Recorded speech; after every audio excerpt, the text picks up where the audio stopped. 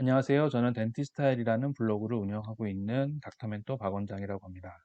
저는 서울 영등포구 키젠패밀리치과 원장이고 성동구 금호동에 닥터멘토 아카데미라는 학원을 오픈하려고 준비 중에 있습니다. 본업은 물론이고 초등학생, 청소년 공부 진로 등에 관심이 많이 있고요. 고등학생의 치의학 전문대학원 들어가기, 밀리던트 스타일 이런 세 가지 책을 집필한 경험을 가지고 있습니다.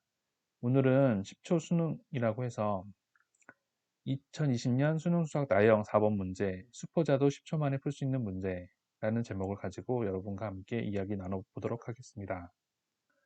요즘에 수능 기출문제, 수학 나형 문제가 굉장히 쉽게 출제되고 있고요.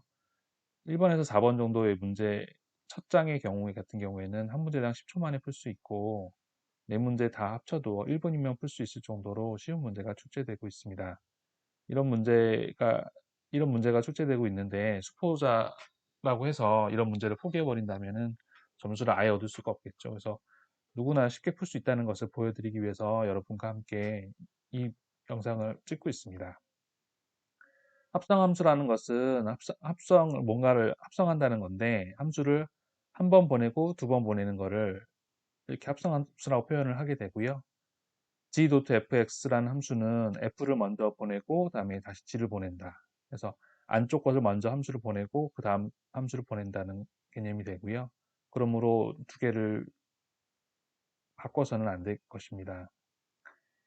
수포자분들도 이런 문제를 하나씩만 자기 것으로 만들어 보면은 이제 합성함수 문제는 안정적 점수의 기반이 될 것입니다. 합성함수라는 말은 뭔가를 합쳐서 만든다는 뜻이므로 어, 그렇게 이해할 수가 있을 것이고요. 2020년 수학 문제를 한번 보게 되면 그림은 두 함수를 나타낸 것이다. g.f1의 값은 무엇인가?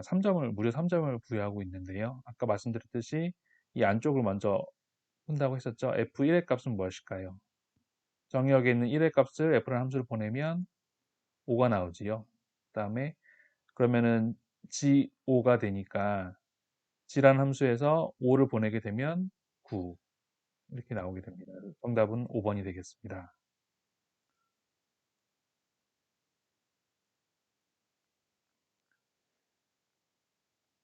그래서 이렇게 쉽게 출제가 되는, 풀고 나니까 눈으로만 따라가도 답을 낼 수 있는 그런 문제였다는 걸 알 수가 있습니다. 훈련이 된다면 이런 문제 검토 시간까지 해도 10초 미만이면 충분할 것입니다. 내친 김에 19년 4번 문제도 한번 풀어보게 되면요.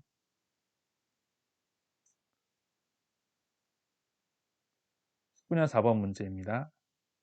음, 이거 문제는 EBS 홈페이지에서 다운받을 수가 있고요. 함수를 나타낸 것이다.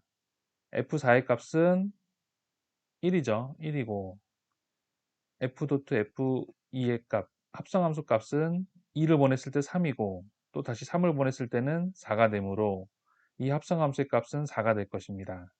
1 더하기 4니까 5, 정답은 3번 되겠습니다. 이 문제도 역시 3점을 부여하고 있네요.